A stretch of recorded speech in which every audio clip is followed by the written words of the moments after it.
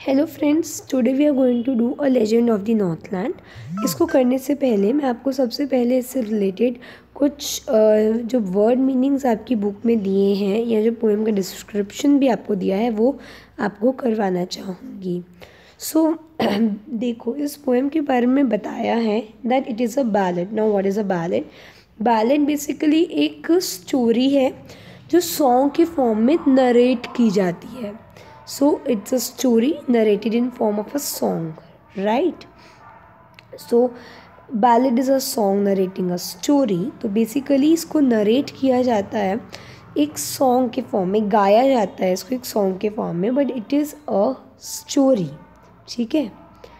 In short stanzas ballads क्या होते हैं? ये फोक कल्चर का पार्ट होते हैं and are passed on orally from one generation to another. ठीक है। तो आप इससे जब बोलोगे तो एक सॉन्ग की फॉर्म में बोलोगे। एंड है क्या ये? इट्स नरेटिंग अ स्टोरी, एक स्टोरी बता रही है। So ballad is a song narrating a story. एक बैलेड जो होता है एक सॉन्ग होता है जो एक स्टोरी को बता रहा होता है। ठीक है। अब हम शुरू करते हैं। तो यहाँ पे थोड़ा स्टोरी इस लेजेंड के बारे में बताया जाता है। This poem narrates a legend of an old lady who angered Saint Peter because of her greed. तो एक ओल्ड लेडी होती है जो बहुत लालची होती है, और जब सेंट पीटर उसके यहाँ कुछ चीज़ के लिए आता है, कुछ खाने के लिए आता है, तो वो उसको खाने के लिए देती तो है सेंट पीटर को, मगर इतना कंजूसी से देती है कि सेंट पीटर कहते हैं कि अगर तुम किसी को ऐसे खिलाती हो that means you are very selfish and you shall not dwell in human form. Human beings को तो ह्यूमैनिटी रखनी चाहिए, उनकी लाइफ में ग्रीड नहीं होना चाहिए। You are a greedy lady. तुमने मुझे बोला कि तुम मुझे दोगी, बट तुमने मुझे देने के लिए इतना समय लगा दिया और तुमसे एक पीस ऑफ केक नहीं दिया गया। So you do not have the right to exist in human form. And then वो कर्ज करते हैं उस लेडी को, एंड हम देखेंगे व्हाट ही कर्ज। अब हम देखते हैं कि नॉर्थलैंड कहाँ पे है। सबसे पहले तो नॉर्थलैंड है आपके नॉर्थन पोल के आसपास। ठीक है। तो वहाँ बहुत ठंड रहती है। तो फर्स्ट स्टैंजा कुछ ऐसे है कि away away in the Northland where the hours of the day are few and nights are so long in winter that they can not sleep them through. So away away in the Northland, Northland की बात है जहाँ पे जो दिन होते हैं बहुत ही छोटे हुआ करते हैं और जो नाइट्स होती हैं बहुत लंबी होती हैं। इतनी लंबी रातें होती हैं कि एक व्यक्ति इतनी लंबी रात तो सो भी नहीं पाए। Where they harness a swift reindeer to the sledges when it snows and children look like bear's cub in their funny furry clothes. Winters में जो स्विफ्ट रेंडियर्स होते हैं, ये एक एनिमल है जो आपको पोल्स पे ही मिलता है। तो नॉर्थ पोल में स्विफ्ट रेंडियर मिलता है। आपने देखा है ना, क्रिसमस जब आती है तो हम जो सेंटा क्लॉस है उसके साथ उसके कुछ जो हॉर्स टाइप एनिमल्स देखते हैं जिनको जिनसे बंधा हुआ रहता है, जो सेंटा क्लॉस होता है उनका जो कार्ट होता है। तो जो कार्ट होता है ना सेंटा क्लॉस का, उसमें जो एनिमल बंधे रहते हैं तो वो होते हैं आपके रेनडियर्स। बहुत सुंदर लगते हैं। सो जो रेनडियर्स होते हैं उनको बांध के रखा जाता है to the sledges when it snows and children जो होते हैं they look like bears cub. Bears cub यानी कि बियर के जो बच्चे होते हैं वैसे दिखते हैं। क्यों? In their funny furry clothes, बहुत मोटे मोटे कपड़े पहनते हैं ना इसलिए। They tell them a curious story. I don't believe this true and yet you may learn a lesson if I tell the tale to you. So अब वो कहते हैं they tell them a curious story. यहाँ पे दे और them कौन है? तो दे यहाँ पे है बड़े लोग और देम है यहाँ पे चिल्ड्रन। तो बड़े लोग जो हैं, एल्डर्स जो हैं, अपने बच्चों को ये बताते हैं एक क्यूरियस स्टोरी। एंड वो कहती हैं जो राइटर है, जो पोएट है, कि आई डोंट बिलीव कि ये जो स्टोरी है, ये जो पोअम, ये स्टोरी है जो ट्रू है। ठीक है। I don't believe this true कि ये जो पोअम है ये ट्रू है। And yet you may learn a lesson, आपको एक लेसन सीखने को ज़रूर मिलेगा इससे। If I tell the tale to you, ये टेल अगर मैं आपको सुनाऊँ तो। एक तो यार ठीक है। तो अब आगे देखते हैं क्या होता है। Once when the good Saint Peter lived in world below and walked about it preaching just as he did, you know. तो यहाँ पे जो कहानी की शुरुआत है वो कुछ इस तरह से होती है कि एक समय की बात है, गुड सेंट पीटर जब इस धरती पे रहते थे और वो जगह जगह जा कर के लोगों को प्रीच किया करते थे, उनको कुछ सिखाया करते थे, उन्हें टीच करते थे।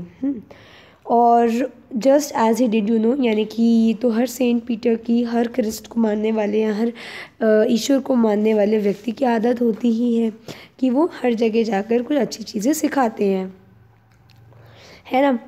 He came to the door of a cottage in traveling round the earth where a little woman was making cakes and baking them on the hearth. तो वहाँ पे एक डोर था, कॉटेज चैम्बर, एक कॉटेज होता है हट। तो उस हट का जो डोर था वहाँ पे वो जाते हैं, और कब जाते हैं, जब वो पूरी धरती को घूम फिर के थक जाते हैं। और वहाँ पे देखते हैं एक वेमेन है, एक लिटिल वेमेन है जो हाइट में बहुत छोटी है, एज में तो वो बूढ़ी है लेकिन हाइट में बहुत छोटी है। वो क्या कर रही होती है, वो केक्स बना रही होती है। And baking them on the hearth. Hearth होता है एक ट्रेडिशनल ओवन, आप इसे कह सकते हो, जो कि ईंटों का, कावडंग का, इन सब का मिलके बना होता है। And being faint with fasting, for the day was almost done, he asked her from her stores of cake to give him a single one. तो अब क्या होता है, एक सेकेंड। एंड बीइंग फेंट विथ फास्टिंग, यानी कि दिन भर थक हार कर के, है ना, जो सेंट पीटर थे वो थक गए थे, ठीक है, बहुत भूखे थे। एंड बीइंग फेंट विद द फास्टिंग, फेंट होता है कमज़ोर हो जाना, विद फास्टिंग, दिन भर उन्हें कुछ नहीं खाया था, वो भूखे थे। For the day was almost done, और अब तो रात भी हो रही थी। He asked her from a stores of cake to give him a single one. तो अब वो उस लेडी से कहते हैं कि तुम मुझे अपने स्टोर्स ऑफ केक में, तुमने इतने सारे केक बनाया, मुझे एक केक का टुकड़ा दे दो, ठीक है। अब भाई यहीं से उस लेडी की ग्रेड शुरू हो जाती है। वो जो लेडी है वो अपने स्टोर्स ऑफ केक में से एक भी केक नहीं देती है, वो एक अलग केक बनाती है। So she made a very little cake but as it baking ले, और जैसे वो उस छोटे से केक को बेक कर रही होती है जो उसने अभी अभी बनाया होता है सेंट पीटर के लिए, तो उसको बेक करते हुए उसमें देखती है, she looked at it and thought it seem to last to give away. तो सोचती है कि यार ये तो बहुत बड़ा है, इसको तो मैं नहीं दे सकती। सो वो उसको देखती है और वो ये सोचती है कि ये तो बहुत बड़ा है, इसको तो मैं नहीं दे सकती। Therefore she needed another and still a smaller one, but it looked when she turned it over as large as the first had done. अब क्या होता है, वो एक दूसरा केक बनाती है, ठीक है, दूसरा केक को वो नीड करती है, डो को नीड करती है।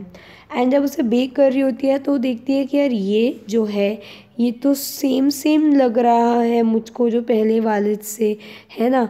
वो चाहती थी कि वो एक छोटा सा केक बना दे, लेकिन अब जब वो उसको बना रही होती है सेकंड केक को, देखती है कि it is just like the first had done.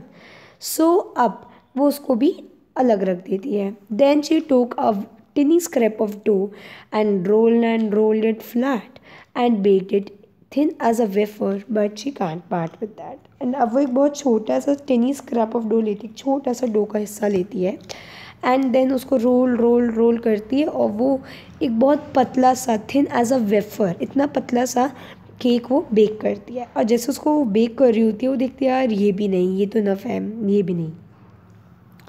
For she said, my cakes that seem too small when I eat them myself are yet too large to give away. So she put them on the shelf. अब वो अपने को ये कहती है कि यार ये जो केक्स हैं, जब मैं इनको खुद खाती हूँ तो मुझे बहुत छोटे लगते हैं, और अब जब मुझे किसी को देने हैं तो ये बहुत बड़े लग रहे हैं। तो वो ये सोच करके उस केक को भी अलग रख देती है। Then good Saint Peter grew angry, for he was hungry and faint, and surely such a woman was enough to provoke a saint. अब सेंट पीटर को गुस्सा आ जाता है इस लेडी पे, क्योंकि इसने इतनी देर से एक भी केक उनको नहीं दिया है, ठीक है। For he was hungry and faint, and surely such a woman was enough to provoke a saint. तो सेंट पीटर को गुस्सा आता है क्योंकि वो हंगरी थे, भूखे थे और कमज़ोर फील कर रहे थे। और वैसे भी एक ऐसी औरत, एक ऐसी वेमेन जो एक केक ना दे सके, छोटा सा अपना हिस्सा ना दे सके केक का, ऐसी वेमेन जो है was enough to provoke a saint. वो एक ऐसे सेंट को, ऐसे एक पंडित पुजारी को गुस्सा दिलाने के लिए बहुत है। And he said, "You are too selfish to dwell in human form, to have both food and shelter and fire to keep you warm." और वो कहते हैं कि तुम बहुत सेल्फिश हो, है ना। यू आर टू सेल्फिश, तुम बहुत ज़्यादा सेल्फिश हो। To dwell in human form, एक ह्यूमन बीइंग को तो इतना सेल्फिश होना ही नहीं चाहिए, तुम बहुत ज़्यादा सेल्फिश हो, है ना। एक ह्यूमन बीइंग हो के तुमको सारा फूड और शेल्टर और फायर मिलता है। Now you shall build us boards too, and shall get your scanty food by boring and boring and boring all day in hard dry wood. And अब वो कहते हैं कर्ज करते हुए कि तुम्हें तो बर्ड्स की तरह बिल्ड करना चाहिए अपना खाना खुद।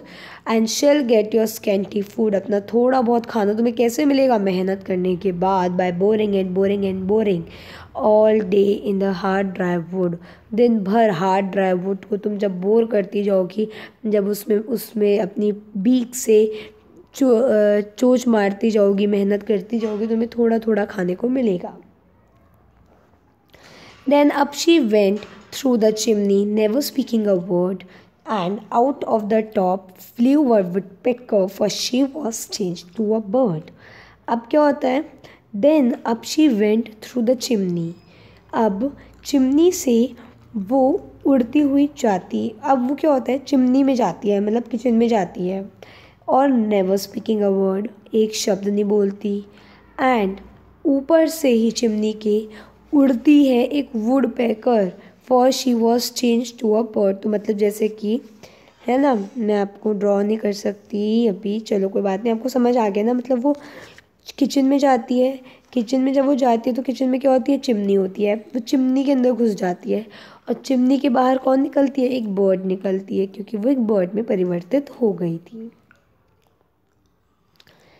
She had a scarlet cap on her head, and that was left the same, but all the rest of her clothes were burnt black as a coal in flame. And every country schoolboy has seen her in wood, where she lives in trees till this very day, boring and boring for food. So, अब उसके सिर के ऊपर, उसके head के ऊपर एक Scarlett cap थी, एक लाल रंग की टोपी थी। Scarlet is a brilliant red colour, ठीक है, तो ब्रिलियंट रेड कलर की एक कैप थी, ठीक है। एंड वो जो कैप है वो एज इट इज़ उसके सर पे आज भी है, उसका सर लाल सा है, बट उसके जो सारे कपड़े थे वो सब फायर प्लेस में बर्न हो गए थे एज अ कोल, ठीक है। And every country school boy has seen her in wood, where she lives in trees chill this very day, boring and boring for wood. And every country school boy, उस जगह का हर जो एक बच्चा है उसने देखा है वुड्स पर, पेड़ों पर, जहाँ पे वो रहती है, till this very day, boring and boring for food, खाने की तलाश में, मेहनत में। सो ये हो गया हमारा पोम। Thank you.